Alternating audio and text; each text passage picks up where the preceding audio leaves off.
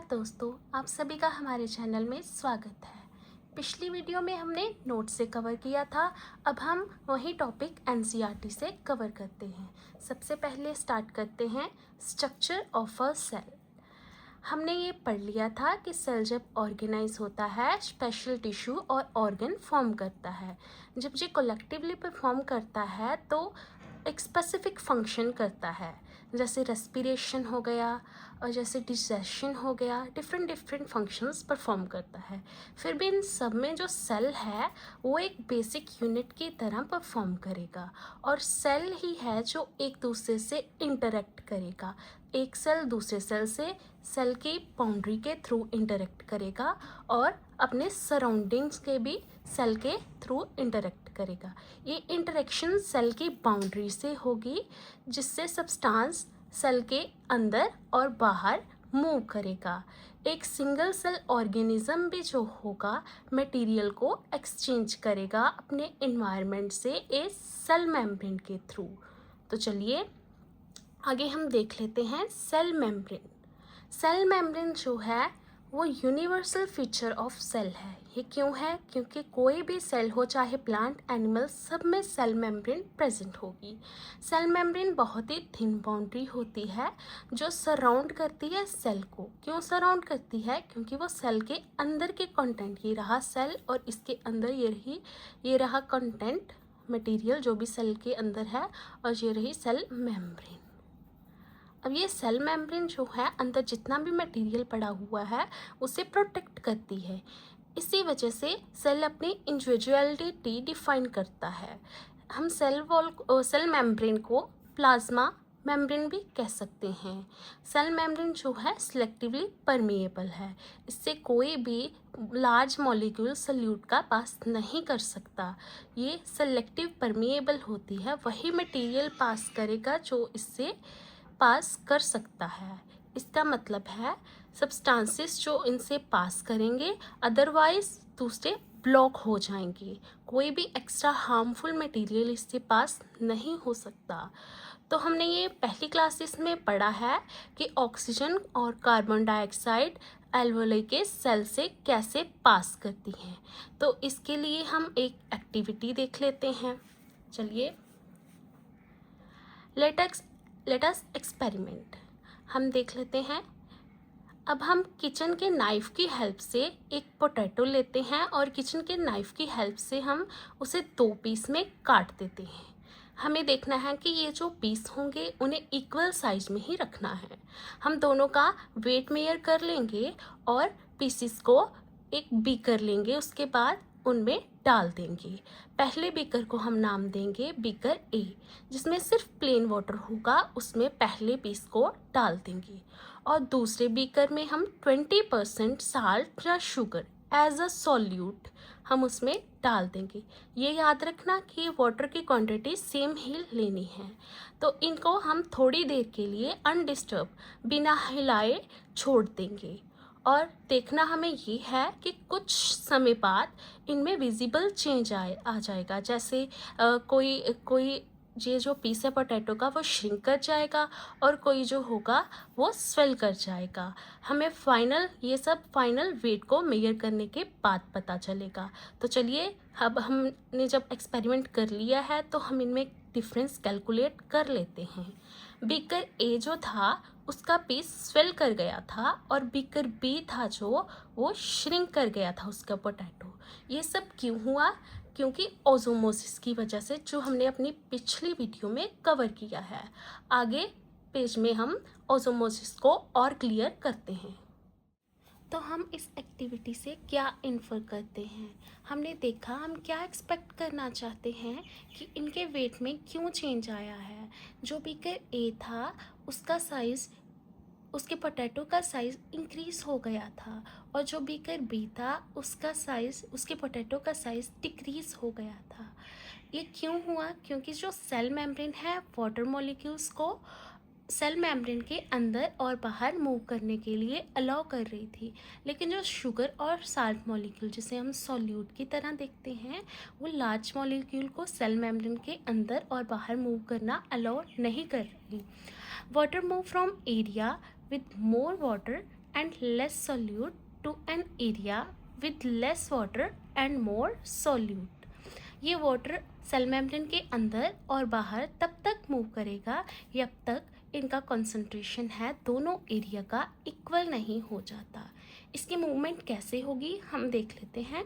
ये सॉल्यूट है, ये पोटैटो का पीस है, इसमें मोर सॉल्यूट है, इसका खुद का कंटेंट है जिसमें मोर सॉल्यूट है, लेकिन हमने ये देखे लिया सॉल्वेंट मोर ज़्यादा सॉल्वेंट है इसमें, यानी कि बीकर ए की बात कर लेते हैं।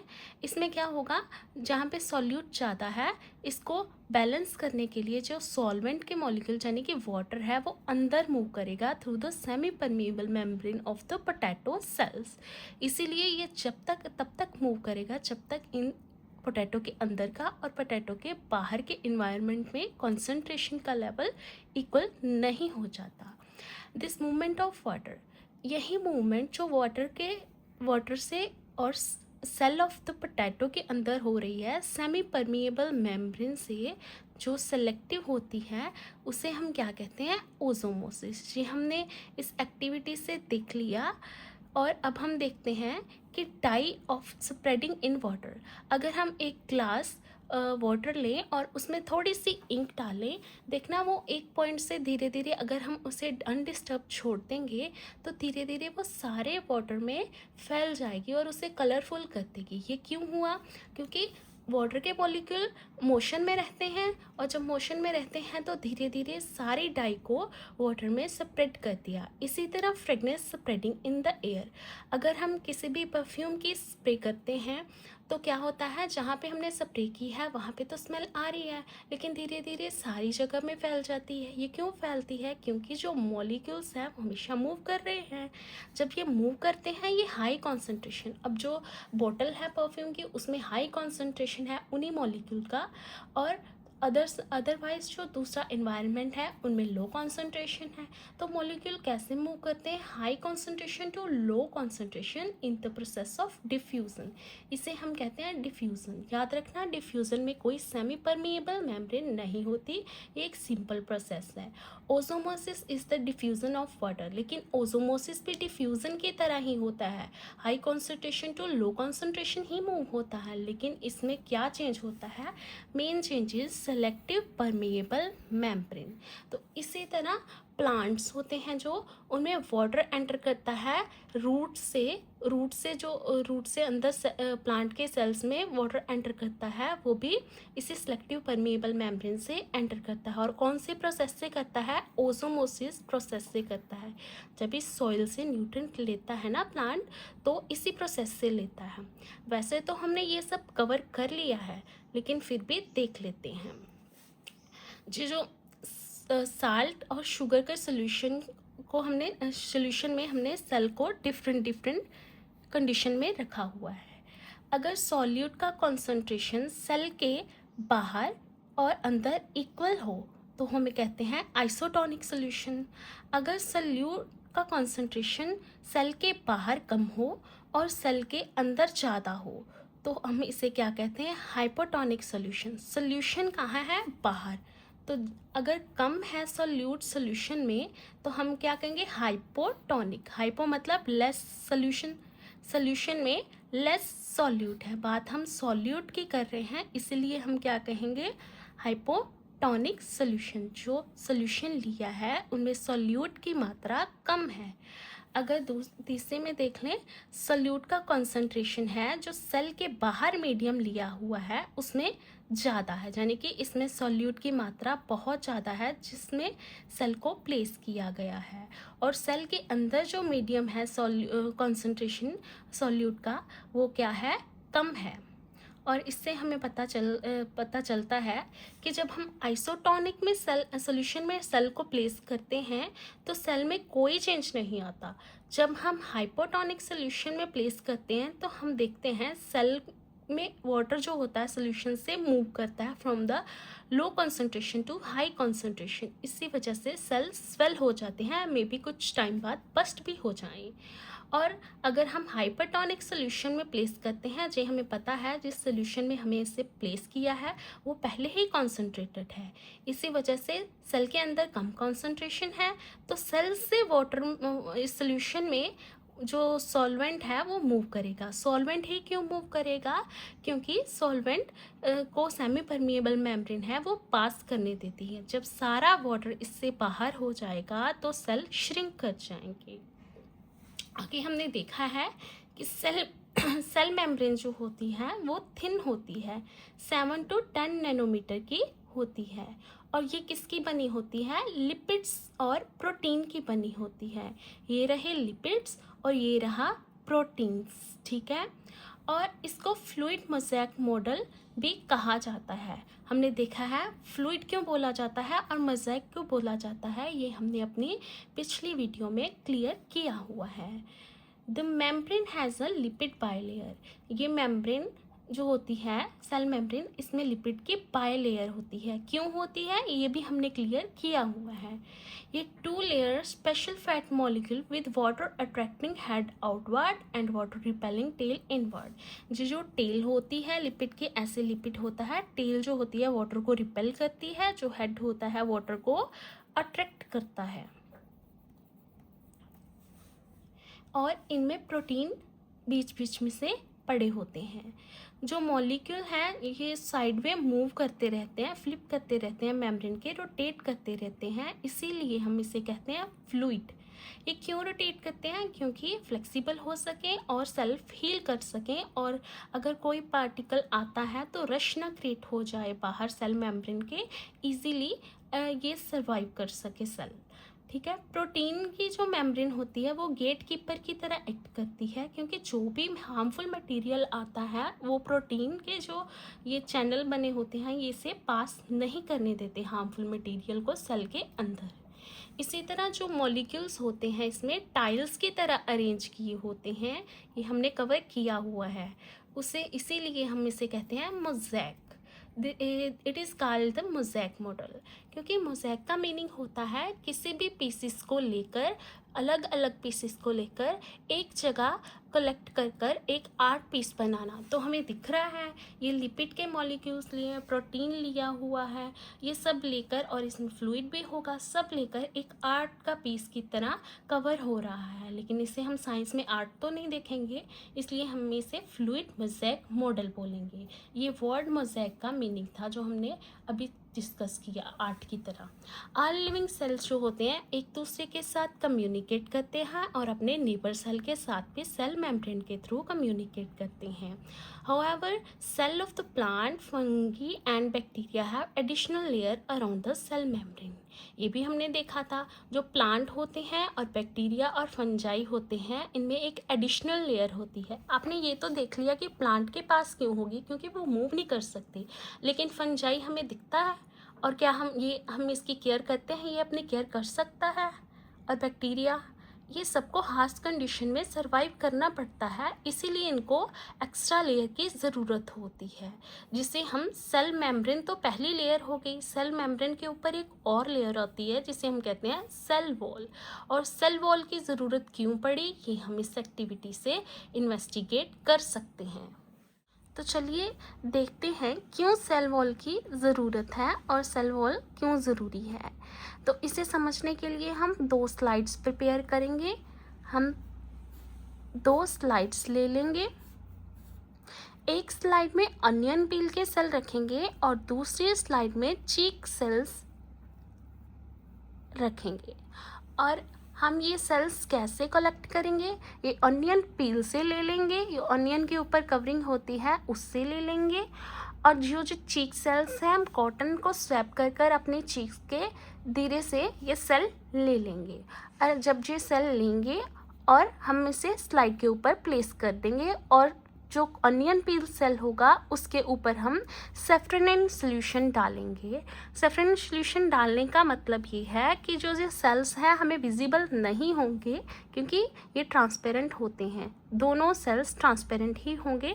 और इसे हम कलरफुल और माइक्रोस्कोप के नीचे देखने के लिए हम इनके ऊपर डाई डालेंगे। इसके ऊपर सेफ्रेनिन यूज़ की गई है अनियन पील के ऊपर, और जो मिथाइलिन ब्लू है वो चीक सेल्स के ऊपर यूज़ की गई है।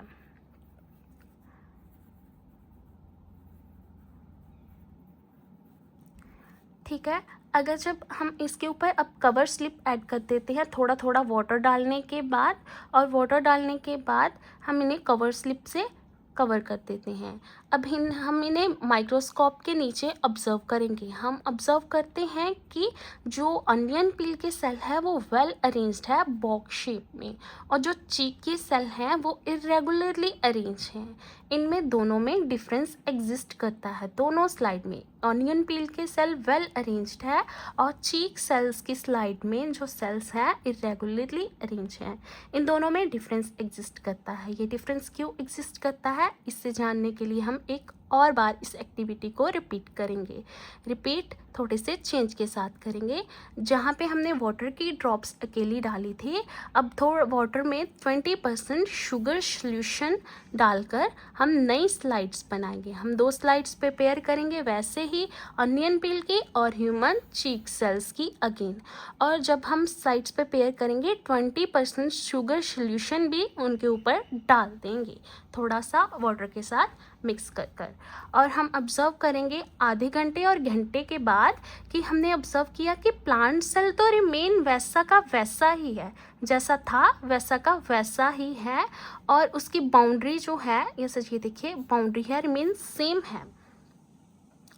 बी वाला है जो हमने देखा है उनकी बाउंड्री सेम है, लेकिन जो उसके ऐसे ये बाउंड्री है ना वो सेम है। ये बाउंड्री क्या है, सेल वॉल, और अंदर का सारा कंटेंट श्रिंक हो चुका है। सेल मेम्ब्रेन, यहाँ पे ये रही सेल मेम्ब्रेन सेल की, और ये सारा अनियन पील का कंटेंट श्रिंक हो चुका है। ये श्रिंक क्यों हुआ है, ड्यू टू ओजोमोसिस। और ओजोमोसिस हमने बार बार स्टडी किया है। ओजोमोसिस में क्या होता है, वाटर मूवमेंट होती है, सॉल्यूट पार्टिकल को मूव नहीं करने दिया जाता। सिलेक्टिव परमिएबल मेम्ब्रेन की वजह से वो तब तक प्रोसेस होगा जब तक दोनों साइड कंसंट्रेशन इक्वल ना हो जाए। इसी तरह दूसरी साइड जो चीक सेल्स थे उनमें कोई सेल वॉल नहीं थी, और सेल वॉल ना होने की वजह से वो श्रिंक कर गए और उनका सारा वाटर कंटेंट लूज कर गया। तो हमने ऑब्जर्व किया कि चीक सेल्स तो श्रिंक कर गए, दूसरी साइड जो अपने अनियन पील सेल्स थे वो श्रिंक नहीं किए, और वो मेंटेन अपनी शेप रख पाए। किस वजह से, क्योंकि सेल वॉल की वजह से। हमें इससे ये तो पता चल गया कि सेल वॉल की क्या ज़रूरत है। क्यों ज़रूरत है सेल वॉल की, क्योंकि जो प्लांट्स हैं वो अपनी शेप मेंटेन रख सकें, इसीलिए हमें प्लांट्स और बैक्टीरिया और फंजाई में सेल वॉल की ज़रूरत है। अब नेक्स्ट सेल वॉल को समझ लेते हैं। सेल वॉल क्या होती है, outer covering of cells. Cell wall सिर्फ प्लांट, फंजाई और बैक्टीरिया के सेल्स में होती है। Generally plant can not move from place to place. ये तो हमें पता है कि प्लांट्स मूव नहीं कर सकते, तो इसीलिए उन्हें एक रिजिड और स्ट्रॉन्ग स्ट्रक्चर चाहिए ताकि वो एनवायरनमेंट की कंडीशन जैसे रेन हो, हवा आई हो, आंधी आई हो, उनमें सर्वाइव कर सकें। Plant cell have additional covering outside the cell membrane. Cell membrane के बाहर प्लांट सेल्स के पास एक और कवरिंग होती है जिसे हम कहते हैं सेल वॉल। सेल वॉल की हेल्प से ही जो लीव्स हैं वो स्ट्रेट खड़े रहते हैं अपनी जगह पे, और फ्लावर्स भी एकदम ऐसे देखा ना, फ्लावर्स भी एकदम शेप में ही रहते हैं। जैसे ये फ्लावर है कोई, लेट इट बी, कोई भी फ्लावर है, लेट इट, ये स्ट्रेट अपनी इसकी पंखुड़ियाँ होती हैं स्ट्रेट रहती हैं अपनी फिक्स्ड पोजीशन पे, और ये अपनी शेप मेंटेन करके रखते हैं। Although rigid cell is a permeable.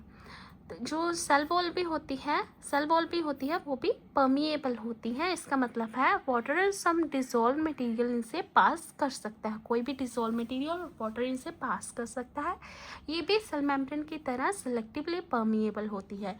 ये इनके लिए ज़रूरी है कि सेलेक्टिव परमिएबल होना, क्योंकि ये वही मटेरियल ले जो इन्हें ज़रूरत है। ऐसे कोई भी मटेरियल एंटर करेगा तो प्लांट तो डैमेज हो जाएगा, जो सेल्स है वो तो डैमेज हो जाएंगे, इसलिए इनकी परमिएबिलिटी ज़रूरी है सेलेक्टिव वाली। तो सेल वॉल जो हेल्प करती है रूट को एब्जॉर्ब करने के लिए वाटर और न्यूट्रिएंट फ्रॉम द सॉइल। ठीक है, न्यूट्रिएंट सारे सॉइल से ये सेल वॉल ही से परमिएबिलिटी की वजह से ही ये एब्जॉर्ब करते हैं। जब हमने प्लेस किया लीफ को या ऑनियन पील को कॉन्सनट्रेटेड शुगर के सोल्यूशन में, तो हमने देखा कि उसने अपना सेल का वाटर जो है, जो भी कंटेंट है, वो श्रिंक कर गया और लूज कर दिया due to osmosis. Cell do not shrink the size, ये हमने देखा कि सेल के अंदर के कंटेंट ने तो अपना साइज श्रिंक कर दिया है, लेकिन सेल का जो साइज है वो रिजिड मेंटेन रहा। किसकी वजह से मेंटेन रहा? सेल वॉल की वजह से मेंटेन रहा। तो इनर कंटेंट श्रिंक कर गया, सेल मेम्ब्रेन भी अंदर की तरफ पुल हो गई सेल वॉल से। ये रही सेल मेम्ब्रेन और ये रही सेल वॉल। पहले तो ये एक दूसरे के साथ ऐसे कंबाइन थी जब नॉर्मल वाटर था सॉरी, तो ऐसे थी। तो लेकिन ये सेल वॉल से खिसक कर श्रिंक कर कर सेल का कंटेंट और सेल वॉल और सेल मेम्ब्रेन एक दूसरे से अवे हो गई, पुल अवे हो गई। This show that the cell wall help plant remain firm. तो ओरिजिनल शेप में रहने में सेल वॉल जो है प्लांट्स की मदद करती हैं। जो एनिमल सेल्स हैं जैसे चीक सेल्स हैं, उनमें सेल वॉल नहीं होती। जब हमने उन्हें कंसनट्रेटेड शुगर सोल्यूशन में रखा तो वो उनका वाटर लूज हो गया और वो श्रिंक कर गए।